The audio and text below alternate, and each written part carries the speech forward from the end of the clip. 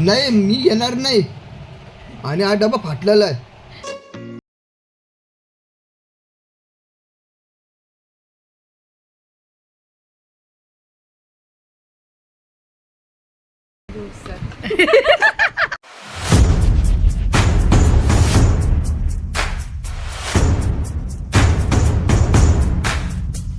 नमस्कार मंडळी, स्वागत आहे तुमचं पुन्हा एकदा माझ्या एका नवीन ब्लॉगमध्ये. तर इथे मी चण्याची डाळ आहे शिजत घातली होती, तर ती बरोबर शिजली नाही प्रॉपर, म्हणून मी परत थोडं पाणी टाकून परत शिजत ठेवली आहे. तर इथे मी आज बनवायला घेतलं आहे मस्त डाळ आणि पकवान तर नाश्त्यासाठी. तर इथे तुम्ही बघू शकता मैद्याचे पीठ घेतलं आहे, त्यामध्ये मीठ टाकलेलं आहे, त्यानंतर इथे मी जिरं टाकते आहे. ओवा पण तुम्ही टाकू शकता, ऑप्शनल आहे, टाका किंवा नका टाकू. माझ्याकडे होता नाही म्हणून मी नाही टाकला, मी राहिला असतं तर मी टाकला असता. त्यानंतर मी यामध्ये टाकलं आहे 1 कढची तेल आणि हे चांगलं मिक्स करून घेते. आणि जोपर्यंत असं जॉईंट होत नाही ना, चांगलं गोळा तयार होत नाही ना, तोपर्यंत मी चांगलं मळून घेते आहे. म्हणजे पाणी न टाकता आपल्याला हे मिश्रण एकत्र करून घ्यायचं आहे, जोपर्यंत असा गोळा तयार होत नाही. तर तुम्ही बघू शकता इथे असा गोळा तयार झाला आहे. तर हा बघा, असा गोळा होत नाही तोपर्यंत. त्याने काय होतं, छान तेल वगैरे टाकतो ना आपण, तर छान असे क्रिस्पी होतात पकवान, कडक मस्त. त्यानंतर इथे मी मस्त पाणी टाकून पीठ मळून घेते आता.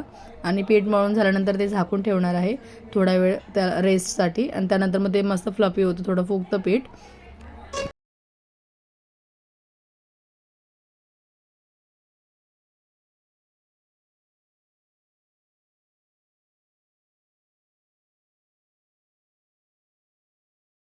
तर इथे तुम्ही बघू शकताय पीठ मळून झालंय, ते झाकून पण मी ठेवलंय थोड्या वेळसाठी. तर इथे आता आपण डाळ रेडी करून घेऊया. तर इथे बघू शकता तुम्ही, मी परत कुकरला 1-2 शिट्टी मारली.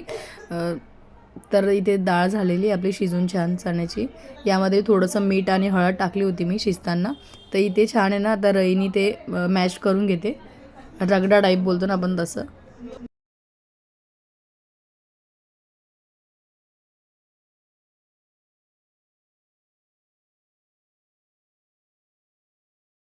ते मी एक पॅन घेतला आहे, त्यामध्ये तेल गरम करायला टाकते आहे. तर एकदम कडकडीत तेल असं आपल्याला तापवून घ्यायचं आहे.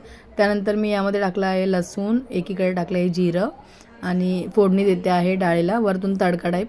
तर आता यामध्ये टाकणार आहे मी हिरवी मिरची, मी 4-5 कट करून घेतल्या होत्या. त्या तडका द्यायसाठी वरतून लाल मिरचीचा वापर तर करतोच आपण, पण थोडाफार हिरव्या मिरच्या पण मी टाकल्या आहे, छान तिखट होईल म्हणून. तर हिरवी मिरची टाकल्यानंतर यामध्ये मी आता लाल तिखट टाकणार आहे. लाल तिखट पण म्हणजे गॅस बंद केला मी, म्हणजे मीडियम केला आणि मग लाल तिखट टाकलं आणि नंतर मग गॅस बंद करून टाकला. तर हा तडका आपण डाळीला देणार आहोत. त्यानंतर तडका वेस्ट नको जायला तेल वगैरे, म्हणून मी पॅनमध्ये पण थोडी डाळ टाकून ती टाकून घेतली. तर इथे बघू शकता तुम्ही, अशा प्रकारे आपण तडका दिलेला आहे. आणि आता डाळ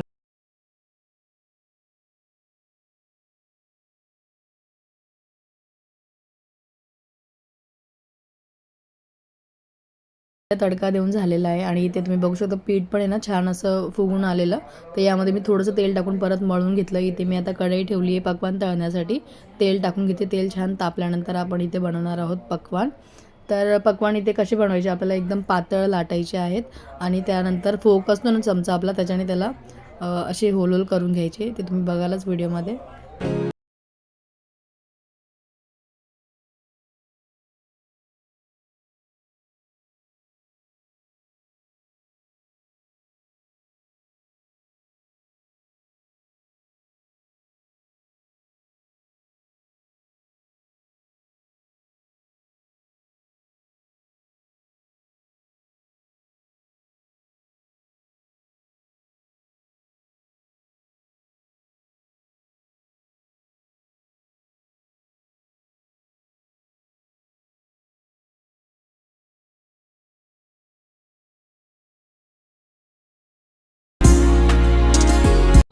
तर तुम्ही बघू शकता असे मी होल करून घेतले, जेणेकरून ते फुगलं नाही पाहिजे पकवान आपलं, म्हणजे चपातीसारखं फुगतं ना, फुगलं नाही पाहिजे. ते कडक आपल्याला क्रिस्पी हवं असतं ना, म्हणून मग असे होल केले ना की ते छान क्रिस्पी होतं. तर इथे आता मी छान फ्राय करून घेते.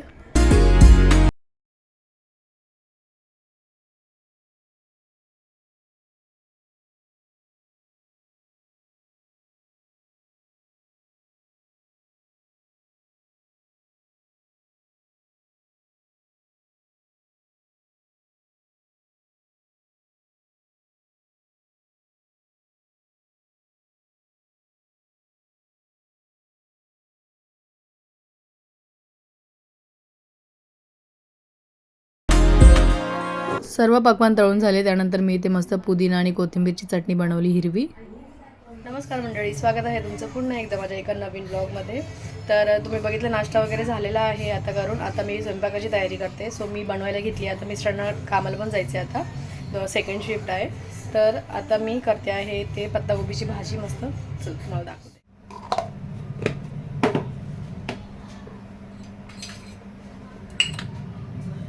तर इथे मी आता तेल तापत ठेवलं. यामध्ये मस्त मोहरी टाकून घेते. त्यानंतर कढीपत्ता, त्यानंतर लसूण. साध्या सोप्या पद्धतीने बनवते. लसूण झाला छान की त्यामध्ये टाकते हिरवी मिरची. तेल टाकलं आहे ना म्हणून पटापट होते मसाला. मिरच्या छान फ्राय झाल्या लगेच याच्यामध्ये टाकून टोमॅटो.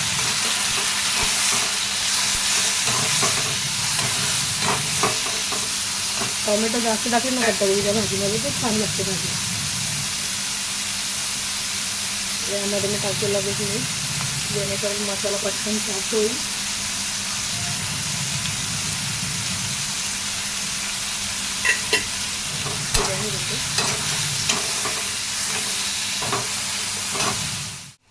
मसाला झाला. आता यामध्ये मी टाकते हळदी पावडर,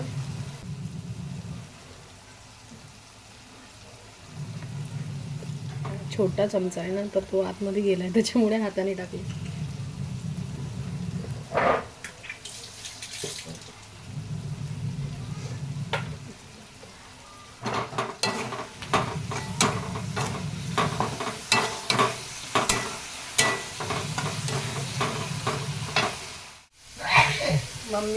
मम्मी बाहेर गेले. मम्मी भाजीचं स्वयंपाकाचं सांगून गेले मला काय बनवायचं. तर मी बनवते आहे. ताई पण बाहेर गेलेले आहे. भरपूर ऊन पडतंय ना आता, भरपूर म्हणजे भरपूर. तर खूप गरम पण होतं. किचनमध्ये जरा जास्तच गरम होतं. आता भाजी धुवून टाकली मी इथे.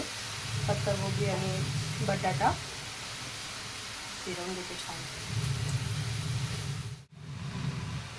दिसायला एवढी दिसते भाजी पण ती खूप कमी आहे.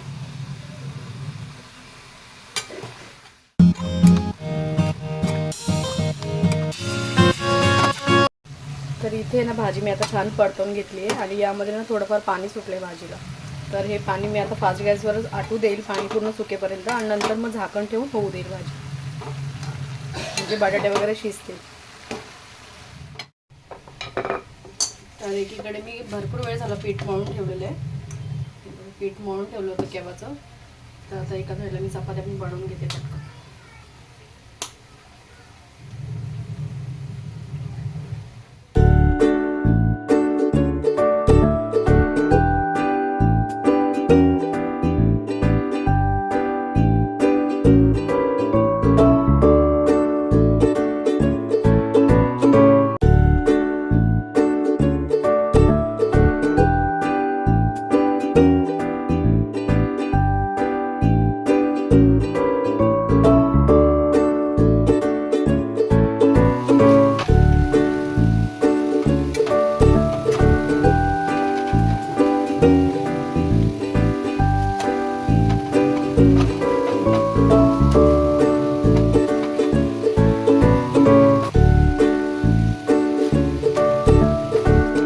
तरी ते आता भाजीचं पण पाणी आटलं आहे.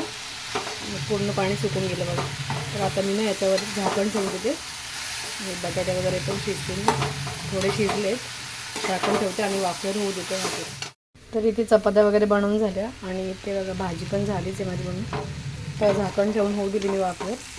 आणि थोडीशी अशी करपली ना खाली तरच छान लागते भाजी. ही झाली. परत फ्लावरची भाजी झाली मस्त असं फ्राय केलेली. तर थोडं तुम्हाला असंच आवडतं का? मला कोणाकोणाला आवडतं कमेंट करून सांगा की अशी करपली ना भाजी तरच छान लागते. तर फिरवून घेतली आहे आणि फास्ट गॅसवर 2 मिनटं होऊ देते. गरम झालं आहे खूप. परत ते मशीन पण लावली मी. कपडे पण आवरून घेते म्हणजे माझे कामं डन. तर हे पूर्ण कामं आवरून झाल्यानंतर मग भेटते. झाली भाजी आता आपली. छान कोथिंबीर टाकून घेते.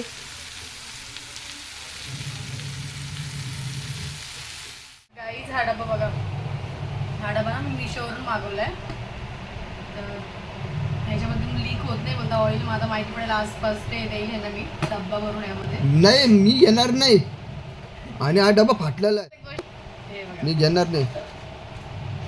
फाटलेलं आहे म्हणजे का डब्बा फाटलेला आहे. का? फाटलेला आहे. मी घेणार नाही. काय बोलताय? डबा ते फक्त जेवणारच नाही. जेवणार नाही.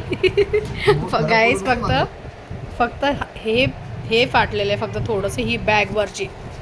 डब्बा छान आलेला आहे बघा. हे 2 डब्बे आहेत असे भाजीसाठी आणि हा चपातीसाठी. तर यांचं म्हणणं आहे की हे फाटलेलं आहे तर का एवढंच याच्याने काय रिटर्न करायचं. व्हिडिओ चेंज करायला बिलायला मला आवडत नाही. मला पण नाही आवडत. एवढंच फाटलेलं आहे. बॅग नका नेऊ तुम्ही फक्त डब्बा न्या. तर असं आमची काचकीची चालू आहे. तर डबा बघा छान आहे ना हा डबा. हा 1 2 आणि हा चपातीसाठी. एवढंसं फाटलं तर काय त्यांना त्रास द्यायचा घ्यायला या परत रिटर्न द्या आणि मग परत मागवा. त्याच्यापेक्षा मी म्हटलं राहू दे काय नाही होत. एवढंसं फाटलं तर काय झालं. बोलताय मी जर हा डब्बा दिला तर मी जेवणार नाही. अरे कशाला कोणाला एवढा त्रास द्यायचा एवढं याच्यामुळे काय नाही होत. चला याच्यातच जेवण देईन मी आज.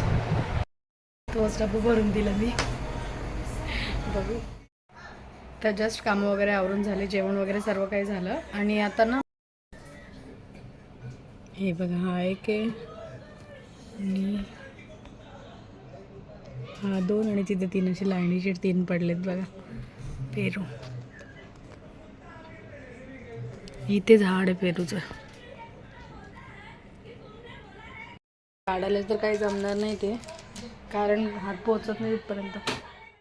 आता झाली आहे संध्याकाळ आणि बाहेर टाकलेले सुकत घातलेले कपडे जे आहेत ते सगळे मी काढून घेते आहे. घडी घालून घेते. संध्याकाळची चहा वगैरे झाडू सगळं आवरून घेते.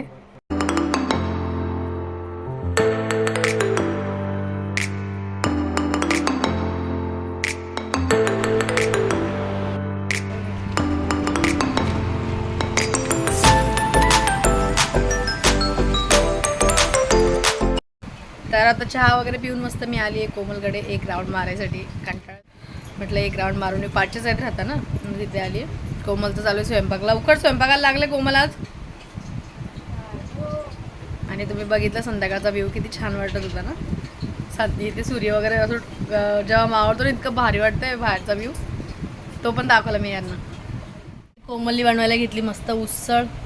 तर इथे ना कोमलनी मस्त उसळ बनवायला घेतली आहे ठेच्यामध्ये. इथे ठेचून घेतलंय. खराब झाला म्हणून मी ठेचून घेतलंय असं. कांदा टोमॅटो आता मी बनवते भाजी. बनवा. कोमल कसं बनवणार आहे तुम्ही. नको रेसिपी नको युट्यूबला. का तुम्हाला कॉन्फिडन्स नाही वाटतं की तुम्ही छान नाही बनवणार. एवढी फेमस माझी उसळ.